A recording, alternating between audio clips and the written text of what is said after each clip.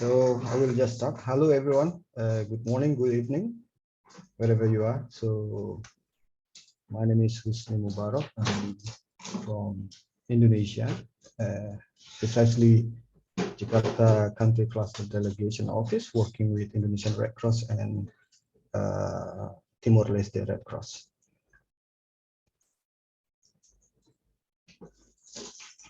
I will just start my short presentation.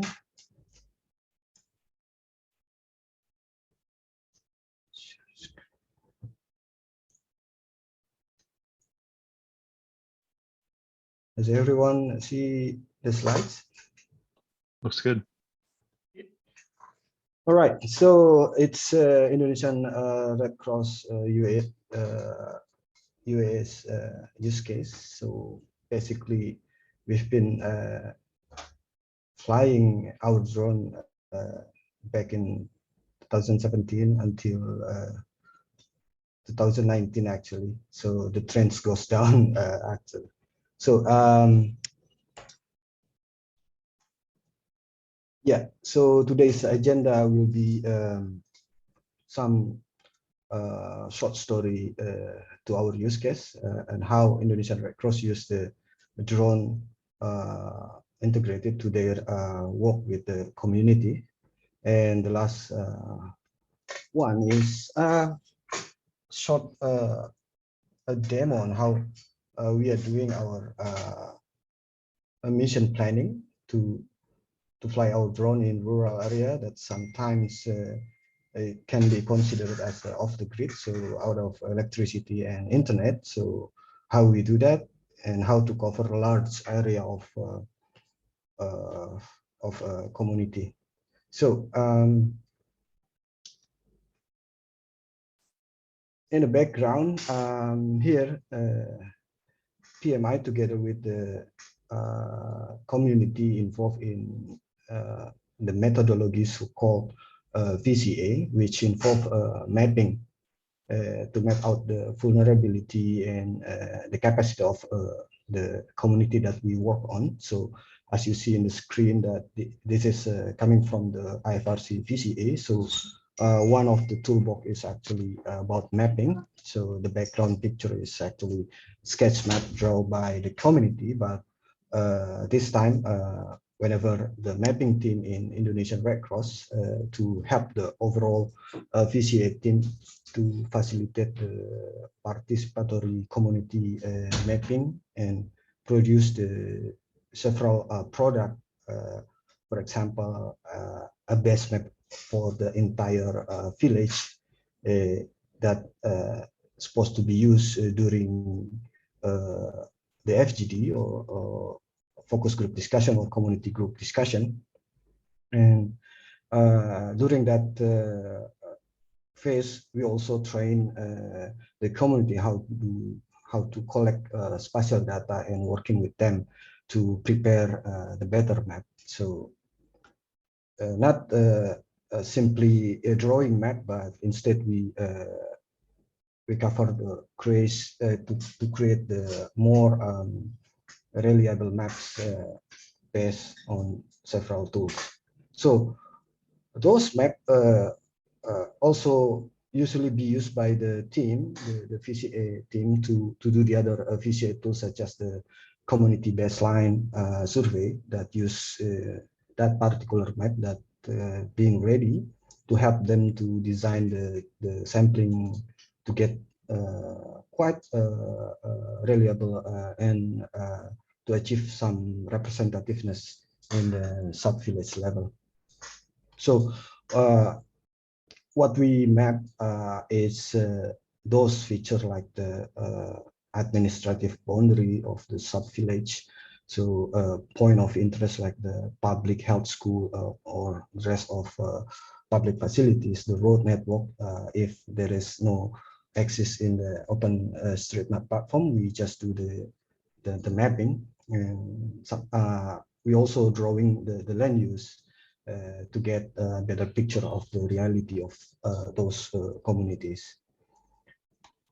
So regarding the mapping toolchain itself, it's a mixture of quite a lot of tools. For example, like we incorporate the, for sure, the OpenStreetMap platform and the humanitarian OpenStreetMap tasking manager to help us to do the mapping marathon, so we can map out with a lot of volunteer in one time, and then we use particularly Java OpenStreetMap to do the object editing in the canvas, and then by the end of the day, whenever everything already completed, we use the QGIS to develop and produce several maps, such as the best map, and the other thematic maps, capacity map, the hazard map, the vulnerability map, and in the end we have risk mapping. So the other tools, sometimes we incorporate also this drone. So we use drone, and the other tool is the Lychee. Lychee is the software of our choice, since it is quite economical to us, since it is one-time purchase, and we can use for the rest of the day without any subscription, basically. And we usually host all that imagery, the stitch of imagery into the open area map to be linked to the hot tasking manager whenever we do the mapping marathon. So why Indonesian Red Cross use this drone? Initially, whenever we do the mapping using the stock imagery coming or built in from the Java OpenStreetMap, sometime in several area, it has poor satellite imagery base map at that particular scale, 1 to 200, 2,500, and 1 to 5,000. And sometimes we found out also very cloudy imagery base map that difficult for us to do the digitation of all the object on that area. Well, sometimes we also get pretty good satellite imagery, but it is quite old. It's not quite represent the current situation. That's why those reason we fly the drone. So until 2018, we still found out several locations with cloudy imagery. Also, it is now have been changed during the last few years, where the maps are donated mostly cloud-free imagery to OpenStreetMap. So, and then also several other factors, such as the Indonesia GIS data portal has been blooming.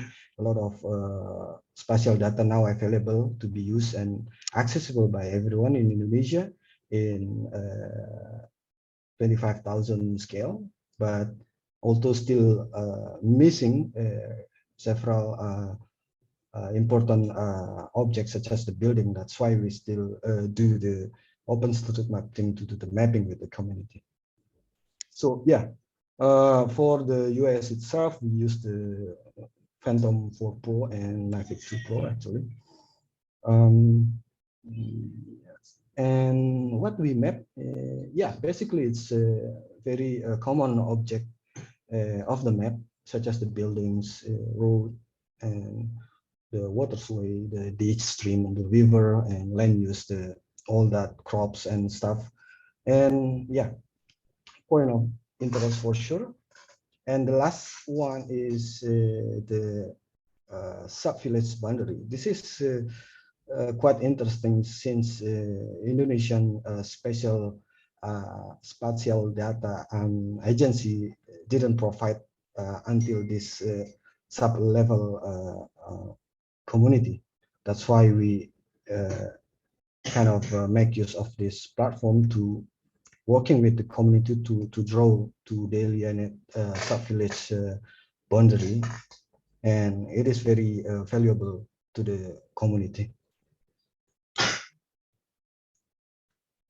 All right, and this is several few maps that we have been produced so far. Well, actually, a lot of it, and it's just a few examples that I just want to showcase to all of you.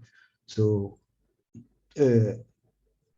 several best maps, and the one in the middle is actually the map that has been used by the different team to design their sampling to do the baseline survey. So it seems like it's a good practice those days. And yeah, now it come to the exercise. It is what I want to present to all of you is how to get the flight plan with these tools to get the offline mission plan. So the only thing that bear the cost is actually is the Lychee, which costs around $25 one time. So I can consider it as so cheap. So with this tool chain, we normally plan our flight.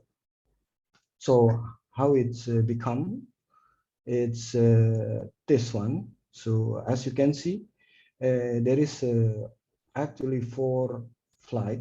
Let's say the top right corner is flight A, and then the next to it is B, and the beneath is C, and the other D. So if you see the red cross in the middle is where we actually take off our drone. So in one location, we could capture for 6 men of flight. So this is just the miniature of the flight. So sometimes what we map during the exercise is quite large of area. It's up to actually 500 by 500 meters in up to 20 flights. So it's huge. So that's why we use this methodology to make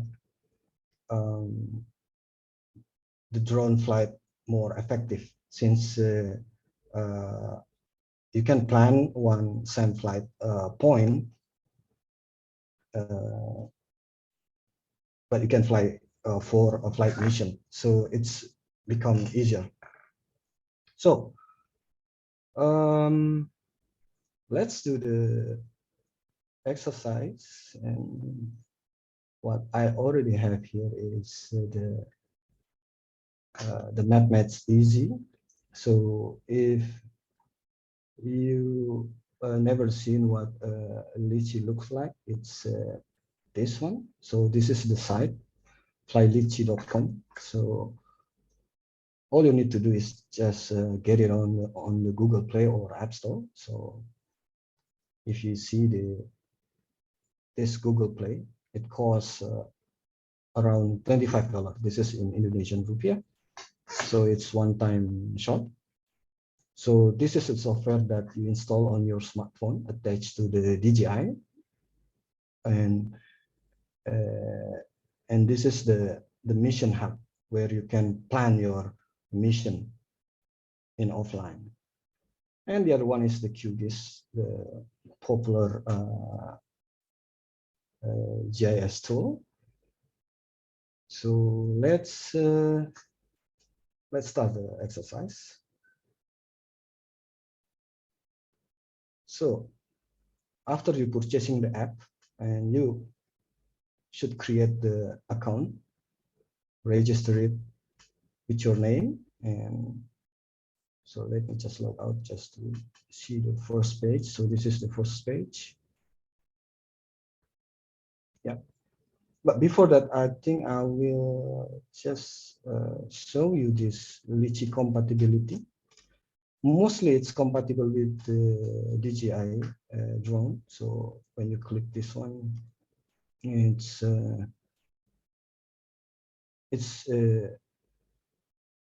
stated there, Lychee compatible with Mini to Mini SA, Air to S, and this bunch of DJI product. So Phantom 4 is there, and Mavic 2 Pro is there. So we are good. Right. So let's do the demo, login, and I will just use my credential. All right. So what you need to do is go to the Mission Hub. And this is the place that you can plan your flight. So there is a pop-up on the top left corner, just allow it so that the browser can use your location. So this is it. So you can actually, so the navigation is on the left bottom, mission. So I just want to show you several flight plan that I already created. Click open and you see flight A, B, C, D here, and you can just open it to see it. So the same interface is the one in your smartphone, actually, the same. So if you want to start the mission, just go to the mission and open in your Android. And here it's just the flight hub. So there is several flight here, like I said. So as you see, let's say we want to cover this large area and how to do that. So let me just start from scratch then. Let me just erase all of this thing. Yeah. Okay, what we need to do is open the Maps Made Easy. We just borrow their great tool called the point estimator.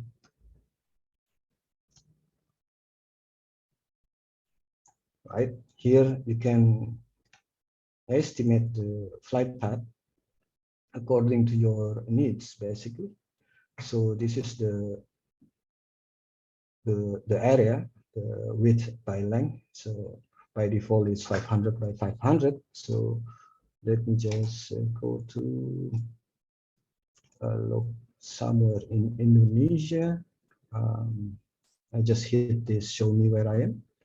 So I just try to this one. Yeah.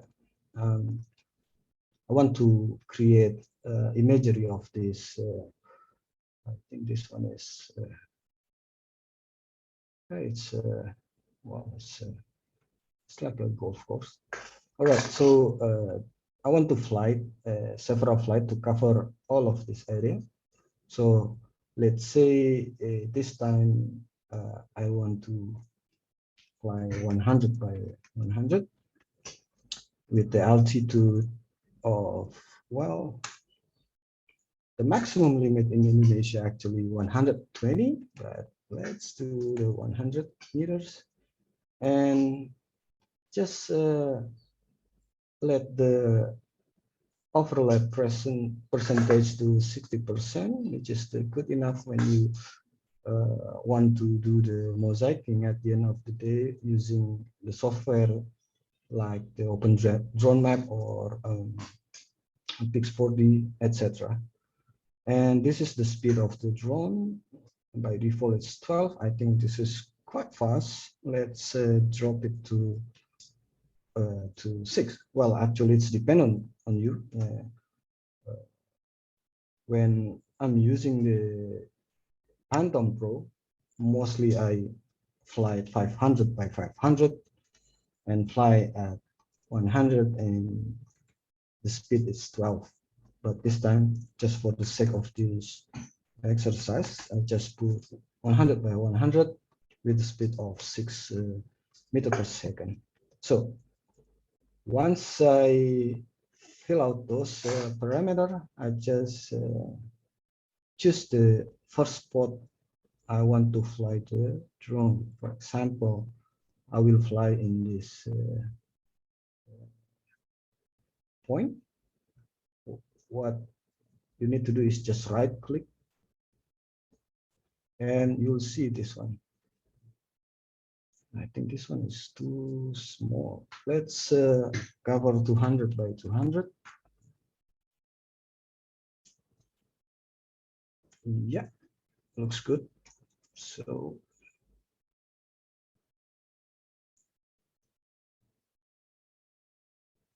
all right, you see the icon of the drone is simulating the flight path, the waypoint.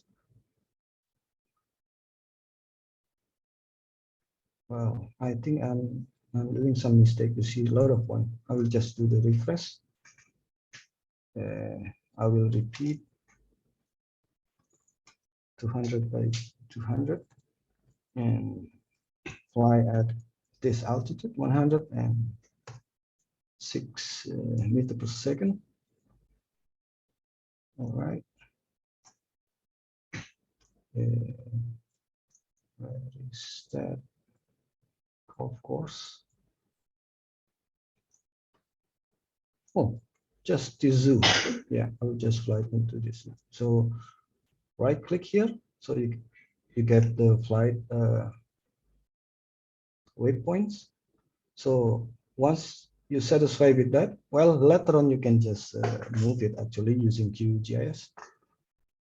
What we're going to do is download the map pilot here, this link, click on it and save it somewhere. This is the KML. So say from exercise. So I will just name it mission template. Okay. Right. So now I have this file from MapEasy. It is the KML file. So what I'm going to do next is just go back to the mission hub of Lychee and import that file. Yep, choose the file and oops.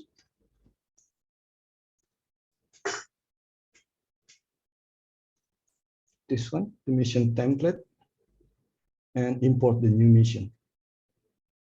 There you go. You have this similar locations. If you're satisfied with this grid, so what you're going to do is just export this flight plan to CSV file and save it like, well, if it is the, well, let's rename it as mission template, the same, but this time it's a comma separated value. Right. So once you get the CSV, then you can open your QGIS. This is the QGIS.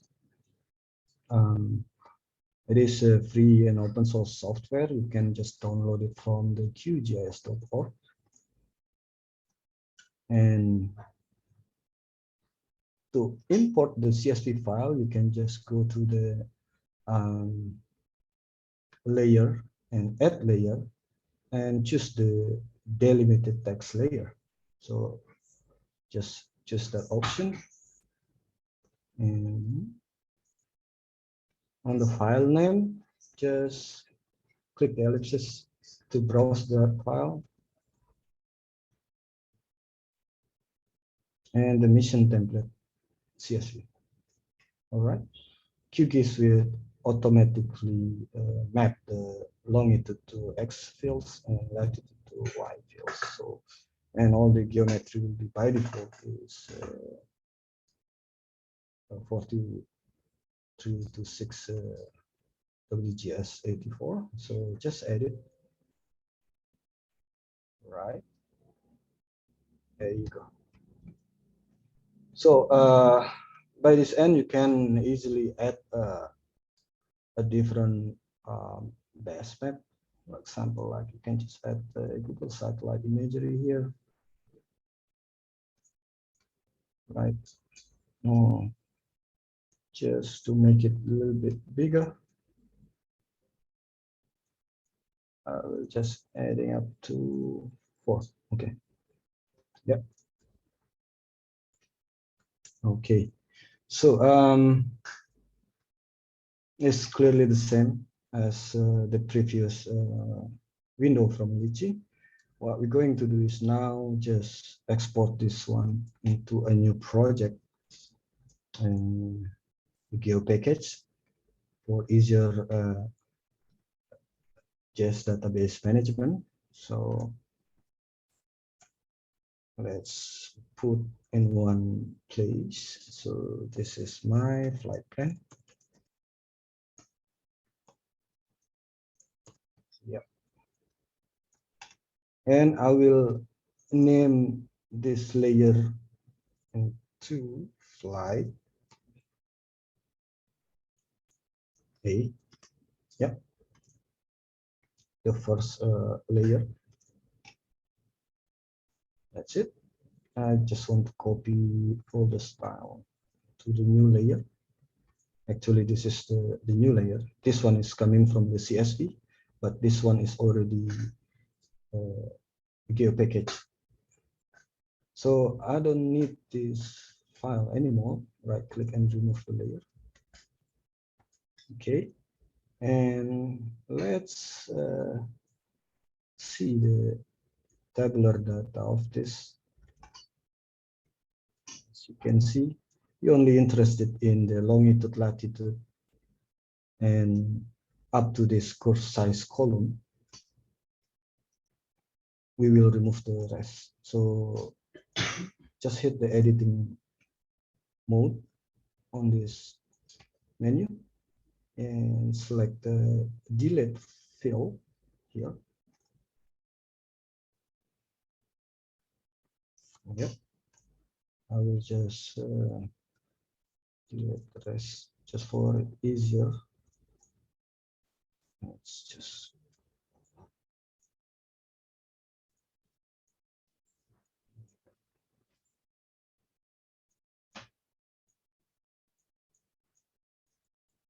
I wish I could use the shift. All right, just one time. All right, so we have the latitude and longitude, the heading and course size and the altitude.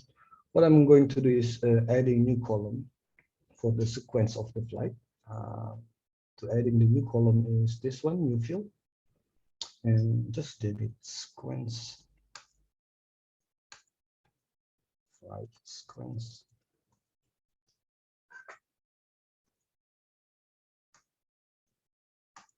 Yeah, and just leave it. Okay, so I will just autofill this with a series of numbers from 1 to 10 by selecting the column flight sequence and row number, if I'm not mistaken. So hit the update all. Oops, row number. Yeah. All right, so let's save it.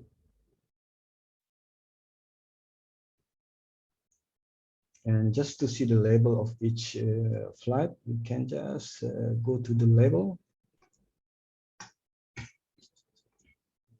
You double click the layer label and single label and choose the flight sequence. Just create the buffers for it easier to be seen. this one. So this is the first point for your drone to start cruising. 1, 2, 3, 4, 5, 6, 7 in a grid. Once you go to the 10, it will goes to 1. All right, so how to deal with the rest of the grid? All we need to do is just, okay, let's save it first by hitting the edit toggle and right click, export save feature as a geo package format and choose the same database, which is my flight plan. And for the layer name, you can just rename it to flight B. Yep. All right. So now flight B is on top of the flight 1. To move it, you can just toggle editing and use the select features, block it, and use the move features here. Click on it and click in wherever you want, and it moves like this one, right? Okay, so after we move this one, bear in mind that all the latitude and longitude from these two different grid actually still in the same coordinate as you see here. You see the latitude is the same, flight A and flight B. So this need to be fixed by you can just hit this field calculator and update the existing field, which is the latitude, and go to the geometries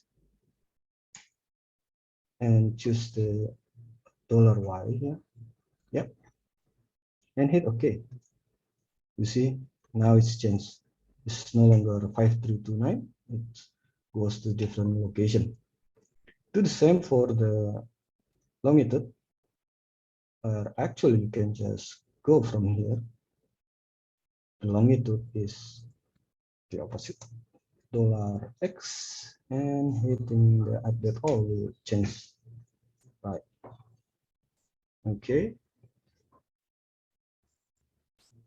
Now let's save it for the time being. And let's copy the styling so we can refill the number. Copy and paste on your target layer. There you go. What we see here is the order number is actually still the same. You see, number 1 is here, and this one number, which is the first waypoint of your drone whenever you go into the field. This one we want to change this number 9 into 1 and number 10 into 2, and on and on and on and on. You should change that. But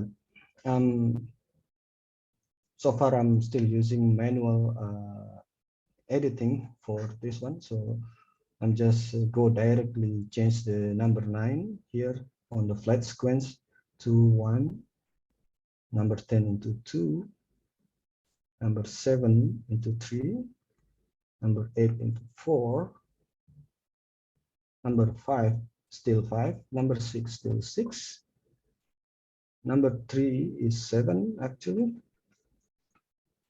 number 4 is 8,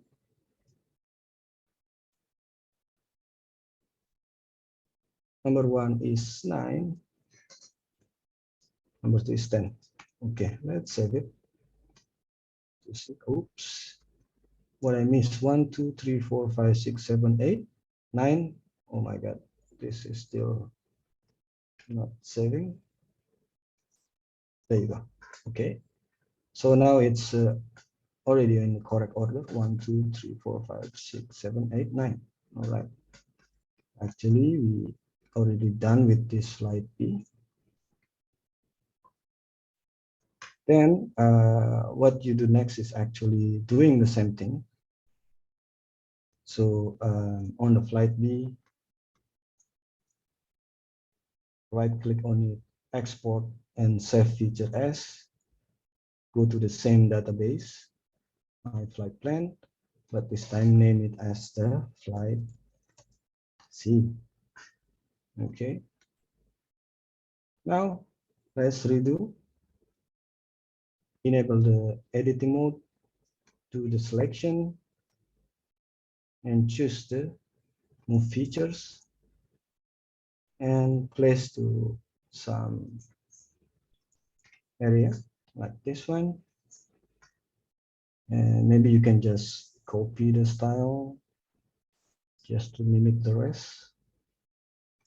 There you go. But this time, what we want to change is number 2 into number 1, number 1 to number 2, number 4 into number 2 is a bit easier than the previous one. But again, don't forget, before you reordering the point, you should update the longitude and latitude on the flight C. Make sure you are on the flight C layer. You are selecting layer C, right? Like this window name, flight C. Now go to the latitude and place $Y here and update all. And to the next for longitude, which is $X. Okay.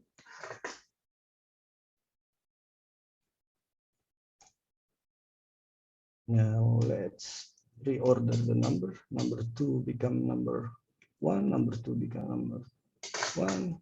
Actually, it's the opposite.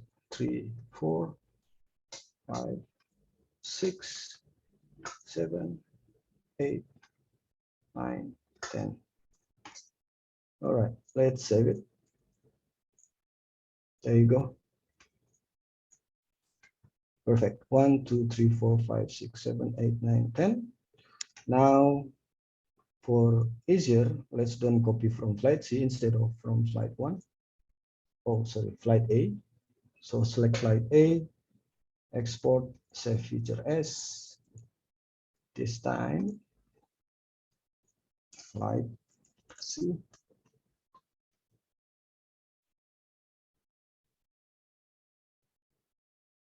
Yep.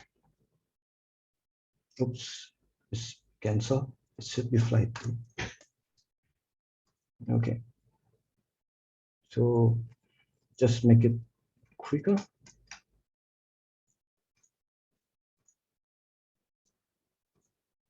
Okay.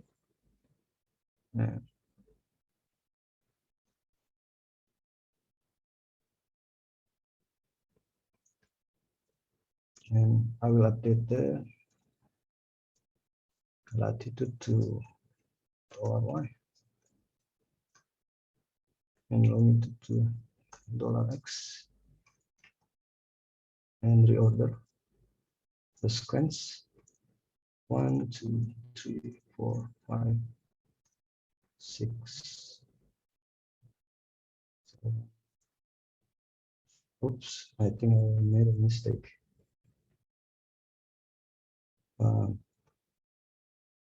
Let me fix later. Let's see. You see, it's supposed to be 1, but I mistakenly make it 2. So just select this one, change to 1, and this one to 2, this one to 3, oops. This one 4, this 5, 6, 7, 8, 9, 10. Right. Now it's fixed. 1, 2, 3, 4, 5, 6, 7, 8, 9, 10. Okay. So by this method, you can easily duplicate all of these things to cover well as far as you go. So basically, we start from here to cover this waypoint, and then swap the battery, flight to the next flight, swap the battery, go to the next flight, swap the battery, go to the next flight. So that's how it's the flight editing in QGIS. The next is just, as we know, all the mission was stored here. This one already become flight A actually. Let's save it to flight A. Flight A. Yep. Okay. Now it's flight A. So the next is just open the first mission template here. This one, and we want to change this sequence of longitude latitude waypoint into respective flight name. So the next is flight B. I want to export into Excel file. I will just name it to flight B. Well, it's a bad naming. Okay. Now let's open the Excel file. Oh, sorry, I need to change this one. As you can see, this is the flight B waypoint, but you see the sequence is in the wrong order. So all you need to do is just highlight the columns and do the sort from smalls to large, and just do the default, which is the expand selection. It will change the rest of the columns. And as you see, it's already in the correct order. Just copy this longitude and latitude into the first mission template here. Right? Copy it, save it, and you can go back to the mission hub and do the import of the flight template, the mission template. Okay. Mission template.csv, import, and you'll see the flight B. Actually, flight A is the next on the right. So you can simply save the flight to flight B. Yeah, and do this repetition for the next flight. Go back to QGIS and you can just select the flight C, export, and oh, flight C, you can just name it like that. Don't add it to the map because you just need the Excel file, which is this one. Open it, and again, as you can see, it's not in the correct order. Sort the G column, sort from small to large. So that's it. Copy all of the waypoint to the mission template and replace. Yeah. And save it. And do the import again for the next slide. Oopsie. What I'm doing wrong, I will just close it, perhaps. Import. Oops.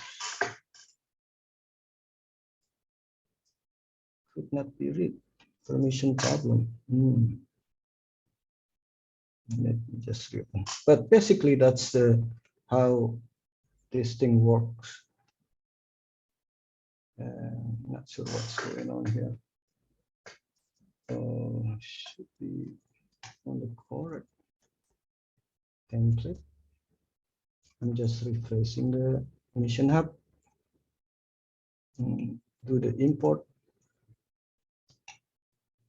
Mission template import. There you go. Yeah, it's good. You just need to refresh the page. Flight C.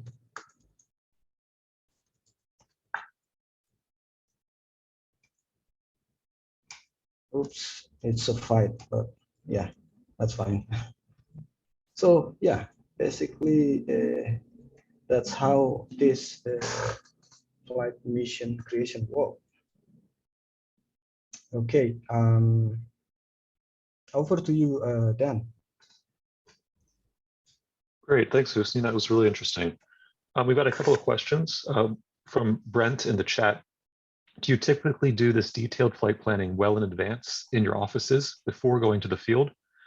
He's assuming that this would be more challenging to do in a field location environment.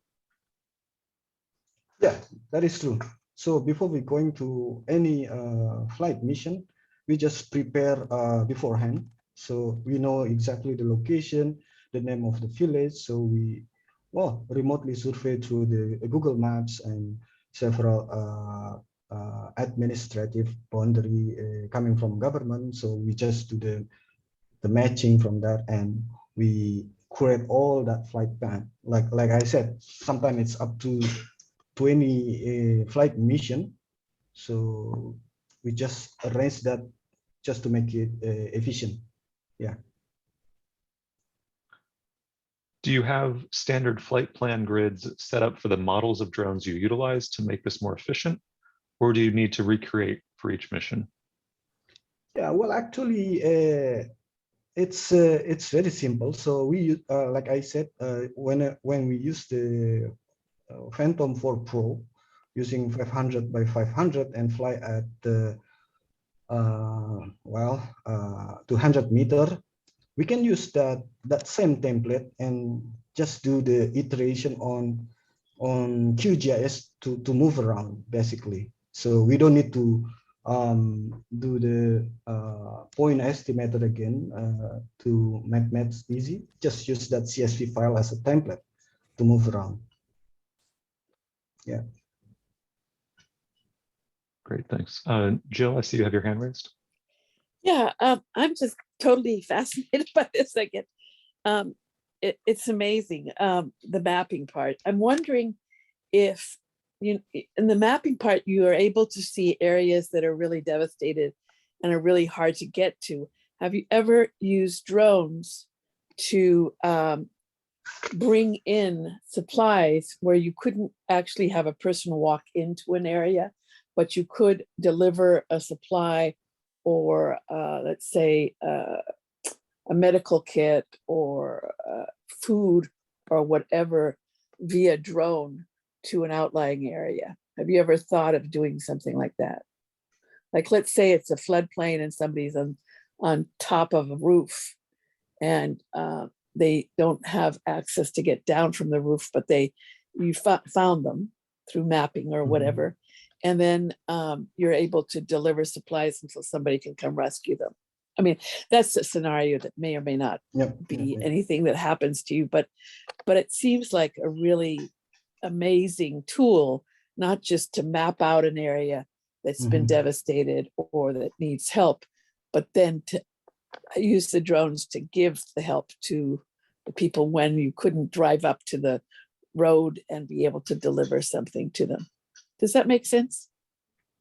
Well, yeah, thanks, Jill, for the question. Actually, that is makes sense, but in our use case, in several disaster or crisis even, well, most of the time it's still accessible through road, like the one that happened back in 2018 and 2019. So we actually thought that whenever we saw some video from Africa, I forgot the name of that video.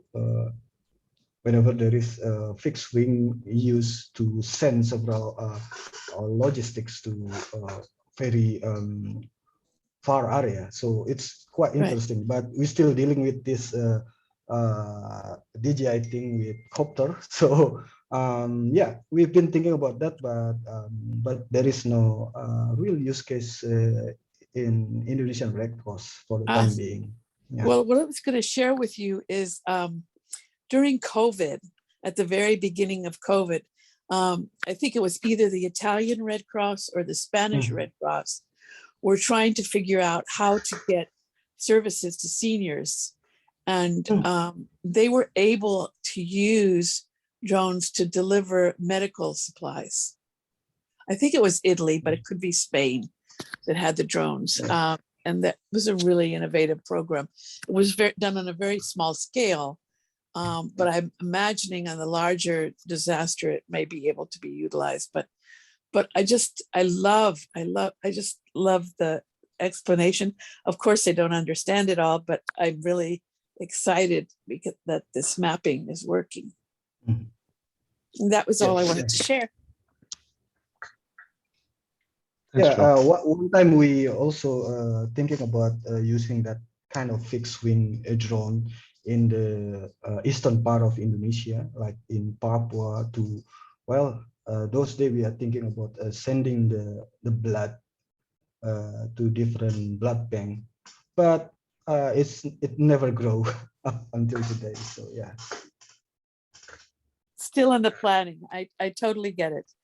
You might reach out to Spain and Italy and see what they have, what they did, but they did it on a very small scale. So. Thanks, Jan. Sure. Husni, can you talk a little bit more about the difference between the government data and OpenStreetMap data? Oh, that part. So yes, there is for the last 2 years a government providing a specific portal for everyone to get some open data coming from government. But there is some differences. For example, their data set in the scale of 25,000. So sometimes it's not complete enough in certain area. That's why we need more detailed mapping, such as this work.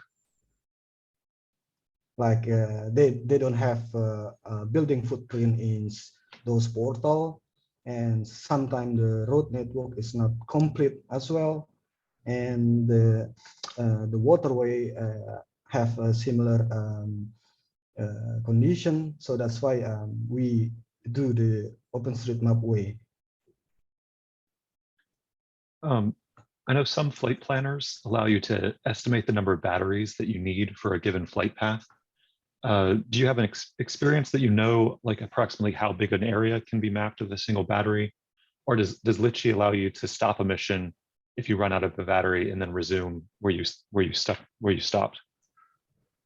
Right, both correct. So Lychee will once I map in very late in the afternoon, and that's when the wind is getting more and more fast, and the battery cannot hold anymore. So Lychee will recall the drone back to its home. So it's only half of the mission. So regarding your first question, one battery lasts 25 minutes, but we only assume it's 20 minutes. That's why our best template is actually 500 by 500 in 200 meters height with the speed of 10 meter a second. If you see the point estimator, this one. So this is our best experience with the DJI Phantom 4 Pro. So actually you can just duplicate the template. This is the most push to the limit of DJI batteries. So it's in the good weather condition, it's roughly around 20 to 21 minutes to return to its home. So we still have a spare 5 to 4 minutes in the battery. Yeah. Does Lychee do any have option to do any elevation adjustments if you're flying in an area with hills to make sure that the drone goes up higher or lower depending on the landscape? Oh yeah, yeah, yeah. Sometimes we usually incorporate this dam, or for just a quick check, we also use Google Earth just to see whether our drone will hit the hill. But again, this Phantom Pro, it's equipped with this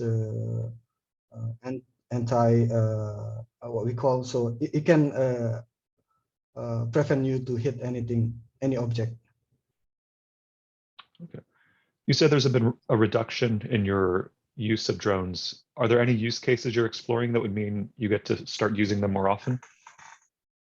Well, so far nothing, but there is one actually, one potential use case to be used by the WAS team whenever they want to do the piping network design.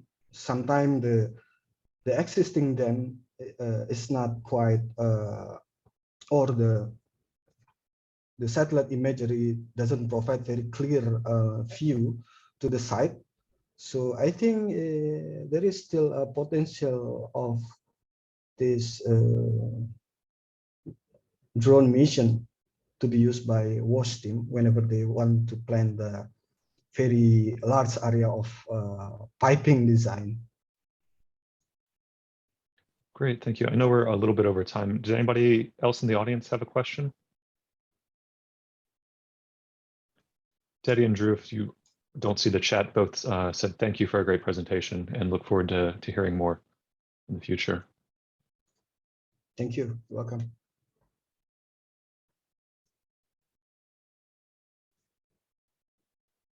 Okay. Great. Thank you so much. And we'll get this posted to YouTube so we can share it out to anybody who maybe wanted to attend but got caught up in other activities. Thank you for having me too, Ben. Thank you all. Thanks, everyone.